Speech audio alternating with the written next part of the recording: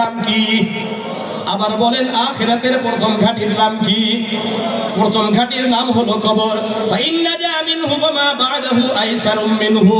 যে ব্যক্তি কবরে মুক্তি পেয়ে গেল ওই ব্যক্তির জন্য অন্যান্য ঘাটি সহজ হয়ে যায়।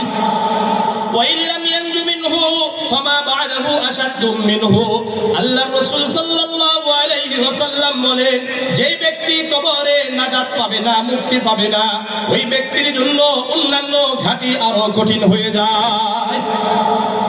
وقال رسول الله صلى الله عليه وسلم ما رأيت منظرا قط إلا والقبر أوسع منه। আল্লাহর রাসূল সাল্লাল্লাহু আলাইহি ওয়াসাল্লাম বলেন, হে আমার সাহাবারা, হে আমার উম্মত, মনোযোগ দিয়ে শোনো, আমি যতটা ভয়ঙ্কর দৃশ্য কবরের দেখেছি আর অন্যান্য কোথাও আমি এতটা ভয়ঙ্কর দৃশ্য দেখি নাই। সবচাইতে ভয়ঙ্কর দৃশ্য কোনটা? কবরটা হলো ভয়ঙ্কর দৃশ্য। এই জন্য আল্লাহর রাসূল বললেন, হে আমার সাহাবারা, ইস্তাঈযু বিল্লাহি মিন আযাবিল কবরি মাররাতাইনি আও সালাসান। তোমরা এই কবরের আযাব থেকে আল্লাহর কাছে পানাহ চাও, আল্লাহর কাছে আশ্রয় চাও। এটা কবরস্থানে বসে বলছেন। এরপরে রাসূল কি বলেন শুনেন। ثم قال إن العبد المؤمن إذا كان في انقطاع من الدنيا وإقبال من الآخرة। আল্লাহর রাসূল বলেন, কোন মুমিন বান্দার দুনিয়ার জীবন শেষ হওয়ার পরে আখিরাতের জীবনের জন্য রওনা দেওয়ার সময় হয়ে যায়, অর্থাৎ দুনিয়ার জীবন শেষ, এখন মৃত্যুর সময় হয়ে গেছে। নাযরা ইলাইহি মিনাস সামাই মালাইকাতুন বিযুল ওয়াজুহ কাআন্না ওয়াজুহুমুশ শামসু মা'হুম কাফানুম মিন আকফানিল জান্নাহ ওয়া হানুতুম মিন হানুতিল জান্নাহ। ওই মুমিন বান্দার কাছে আসমান থেকে হাজার হাজার সুন্দর চেহারা বিশিষ্ট, সাদা চেহারা বিশিষ্ট, যেন সূর্যের আলোটাই উজ্জ্বল করে আছে, এরকম চেহারা বিশিষ্ট জান্নাতের কাফন আর জান্নাতের সুগন্ধি নিয়ে ওই মুমিন বান্দার দৃষ্টির সীমানা পর্যন্ত তারা বসে যায়। মুমিন বান্দা এরকম ভাবে শুয়ে আছে। মুমিন বান্দার দৃষ্টির সীমানা যে পর্যন্ত যাবে, ওই দৃষ্টির সীমানা পর্যন্ত হাজার হাজার ফেরেশতারা জান্নাতের কাফন আর জান্নাতের সুগন্ধি নিয়ে তার কাছে বসে যায়। সুম্মা ইয়াজিউ মালাকুল মাউত হাত্তা ইয়াজলিসা ইনদা রাসিহি। অতঃপর মৃত্যুর ফেরেশতা এসে ওই মুমিন বান্দার মাথার কাছে বসে যায়। فيقول أيتها النفس الطيبة أيتها النفس الحميدة أيتها النفس الطيبة। মৃত্যুর ফেরেশতা বলে, হে পবিত্র আত্মা, হে প্রশংসিত আত্মা, উখরিজি ইলা মাগফিরাতিম মিনাল্লাহি ওয়া রিদওয়ান। তুমি আল্লাহর সন্তুষ্টির দিকে, আল্লাহর ক্ষমার দিকে বেরিয়ে আসো। আল্লাহ রাব্বুল আলামিন তোমার দুনিয়ার জীবনের গুনাহগুলো ক্ষমা করে দিয়েছে। আল্লাহ রাব্বুল আলামিন তোমার উপর সন্তুষ্ট হয়ে গেছে। ফাতাখরুজু তাসিলু কামা তাসিলুল কতরাতু মিন ফিস সিকাই।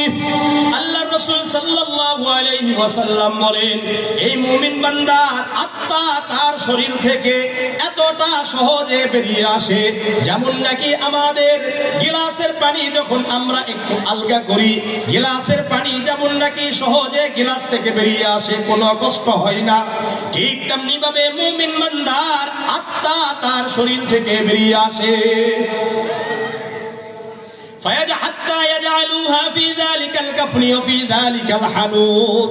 সঙ্গে সঙ্গে ওই মৃত্যুর ফেরেশতার হাত থেকে ওই যে হাজার হাজার ফেরেশতারা যা জান্নাতের কাফন আর জান্নাতের সুগন্ধি নিয়ে আসছে, এরা বলবে যে দাও দাও, আমাদেরকে দাও।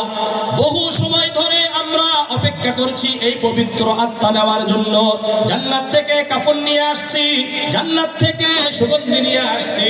এইভাবে জান্নাতের কাফন ধরবে, জান্নাতের কাফনে, জান্নাতের কাফনের মধ্যে ওই পবিত্র আত্মাকে এইভাবে রাখে, মুড়িয়ে নিবে আর জান্নাতের সুগন্ধি মাখিয়ে দিবে। বুঝে আসছে? এখান থেকে আপনাদের একটা প্রশ্ন হল করে দিই, উত্তর দিয়ে দিই। সেটা হলো, জান্নাত থেকে ফেরেশতারা যেই কাফন আর সুগন্ধি নিয়ে আসলে এটা হলো আমাদের আত্মার সাথে সম্পৃক্ত, আর আমরা যেই কাফন আর সুগন্ধির ব্যবহার করি এটা হলো আমাদের শরীরের সাথে সম্পৃক্ত। বুঝে আসছে? বুঝে আসছে? মাশাআল্লাহ। এখন এই পবিত্র আত্মা কি করছে?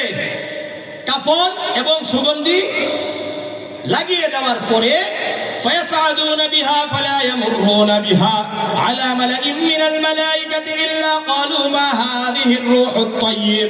এরা আসমানের দিকে উঠতে থাকে, দলে দলে বিভিন্ন ফেরেশতাদের দলের সাথে সাক্ষাৎ হয়। তারা বলে এত সুন্দর, এত সুগন্ধি কোথায় থেকে আসে? এমন সুগন্ধি তো আমরা আর দুনিয়াতে কখনো পাই নাই। এই ব্যক্তিকে, এই আত্মাকার, এই পবিত্র আত্মাকার ফায়াকুলুনা ফুলান ইবনে ফুলানিন বিআহসানি আসমাইহি আল্লাতী কানু ইউসাম্মুনাহু বিহা ফিদ দুনিয়া। তারা বলতে থাকবে উমুকের ছেলে উমুক, নাগেশ্বরীর কলেজ মাঠ, কলেজ মোড় এলাকার উমুক ছেলের উমুক, উমুকের ছেলে উমুক। আর বলতে থাকবে এই ব্যক্তি দানশীল ছিল, এই ব্যক্তি সত্যবাদী ছিল, এই ব্যক্তি মানুষের সাথে ভালো আচরণ করত। যত সুন্দর সুন্দর নাম, এই নামগুলো বলবে। হাত্তা ইয়ানতাহু বিহা ইলাস সামাঈদ দুনিয়া। এইভাবে প্রথম আসমান পর্যন্ত ওই পবিত্র আত্মা নিয়ে যাওয়া হবে। ফায়াস্তাফতিহুনা লাহু ফায়ুফতাহু লাহু। তারা গিয়ে বলবে প্রথম আসমানের দরজা পবিত্র আত্মার জন্য খুলে দাও। ফায়ুফতাহু লাহু, সঙ্গে সঙ্গে খুলে দেওয়া হবে। ফায়ুশাইয়ুহু মিন কুল্লি সামাইন মুকাররাবুহা ইলা সামাইল্লাতী তালিহা। প্রত্যেক আসমানের কিছু নৈকট্য ফেরেশতারা আছে, তারা নিকটবর্তী আসমান পর্যন্ত স্বাগত জানিয়ে তাকে নিয়ে যাবে। অর্থাৎ প্রথম আসমানের নৈকট্য ফেরেশতারা দ্বিতীয় আসমান পর্যন্ত যাবে, দ্বিতীয় আসমানের ফেরেশতারা তৃতীয় আসমান পর্যন্ত, তৃতীয় আসমানের ফেরেশতারা চতুর্থ আসমান পর্যন্ত, চতুর্থ আসমানের ফেরেশতারা পঞ্চম আসমান পর্যন্ত, পঞ্চম আসমানের ফেরেশতারা ষষ্ঠ আসমান পর্যন্ত, ষষ্ঠ আসমানের ফেরেশতারা হাত্তা ইনতাহা বিহা ইলা সামাইস সাবিআ, সপ্তম আসমান পর্যন্ত এই পবিত্র আত্মা নিয়ে যাওয়া হবে। ফায়াকুলুল্লাহু আযজা ওয়া জাল্লা, যখন সপ্তম আসমান পর্যন্ত যাবে আল্লাহ বলবে আর উঠানো দরকার নাই। উকতুবু কিতাব আবদি ফি ইল্লিয়িন। আমার এই পবিত্র বান্দার, এই মুমিন বান্দার আমলনামাকে তোমরা ইল্লিয়িনে লিখে রাখো। ওয়াঈদুহু মিনহা ফিল আরদ। আর তোমরা তার আত্মাকে দুনিয়ায় গিয়ে কবরে ওই মুমিন বান্দার শরীরের মধ্যে ঢুকে দাও। ফাইন্নী মিনহা খলাকতুহুম ওয়া ফিহা উঈদুহুম ওয়া মিনহা উখরিজুহুম তারাতান উখরা। আল্লাহ রাব্বুল আলামিন বলেন, আমি আল্লাহ মাটি থেকে তোমাদেরকে সৃষ্টি করেছি, আমি আল্লাহ তোমাদেরকে মাটির মধ্যে আবার ঢুকিয়ে দিব, আমি আল্লাহ কিয়ামতের ময়দানে তোমাদেরকে এই মাটি থেকে আবার উঠাবো। আল্লাহ বলবেন। এরপরে ফেরেশতাদেরকে আদেশ করলেন সঙ্গে সঙ্গে ফাতুআদুর রূহু ফি জাসাদিহি, সঙ্গে সঙ্গে ওই পবিত্র আত্মাকে মুমিন বান্দার শরীরের মধ্যে কবরে ঢুকিয়ে দেওয়া হবে। ঢুকিয়ে দিয়েছে। ফায়াতিহি মালাকানি, সঙ্গে সঙ্গে দুইজন ফেরেশতা কবরে আসবে। ফাইরিলিসানিহি, এসে ওই মুমিন বান্দাকে বসাবে। ফায়াকুলুনা লাহু মার রাব্বুকা, এসে জিজ্ঞাসা করবে তোমার রব কে? সঙ্গে সঙ্গে মুমিন বান্দা বলবে রব্বি আল্লাহ, বলবে আমার রব হলো আল্লাহ। বলেন আমাদের রব কে? আরো জোরে বলেন আমাদের রব কে? আবার বলেন আমাদের রব কে? আল্লাহ। এই যে আমরা বললাম আমাদের রব যে আল্লাহ, এর উপর দৃঢ় থাকতে হবে। কি থাকতে হবে? দৃঢ় থাকতে হবে।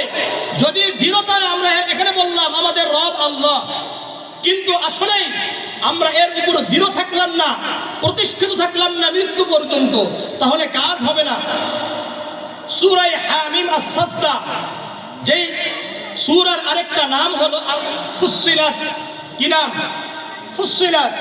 এই সূরার 30 নম্বর আয়াতে বলেন ইন্নাল্লাযীনা ক্বালু রাব্বুনাল্লাহ ثم استقاموا تتنزل عليهم الملائكة ألا تخافوا ولا تحزنوا وأبشروا بالجنة التي كنتم توعدون নিশ্চয় যারা বলে আমাদের রব হলো আল্লাহ আমাদের রব কে আবার বলেন আমাদের রব কে আমাদের ব্যক্তিগত জীবনের রব কে আমাদের পারিবারিক জীবনের রব কে আমাদের সামাজিক জীবনের রব কে আমাদের অর্থনৈতিক জীবনের রব কে আমাদের রাষ্ট্রীয় জীবনের রব কে আমাদের আন্তর্জাতিক জীবনের রব কে 6টা জায়গায় রব মানতে হবে কয়টা জায়গায় আবার বলেন কয়টা জায়গায় রব মানতে হয় 6টা জায়গাতে কিন্তু রব মানতে হবে শুধুমাত্র ব্যক্তিগত জীবনে রব মানলে হবে না শুধুমাত্র পারিবারিক জীবনে রব মানলে হবে না শুধুমাত্র সামাজিক জীবনে রব মানলে হবে না শুধুমাত্র রাষ্ট্রীয় জীবনে রব মানলে হবে না শুধুমাত্র আন্তর্জাতিক জীবনে রব মানলে হবে না বরং 6টা জীবনে রব মানতে হবে যদি আমরা বলি ইন্নাল্লাযীনা ক্বালু রাব্বুনাল্লাহ আমাদের ব্যক্তিগত জীবনে রব আল্লাহ আমাদের পারিবারিক জীবনে রব আল্লাহ আমাদের সামাজিক জীবনে রব আল্লাহ আমাদের রাষ্ট্রীয় জীবনে রব হলো কে আরো জোরে বলেন কে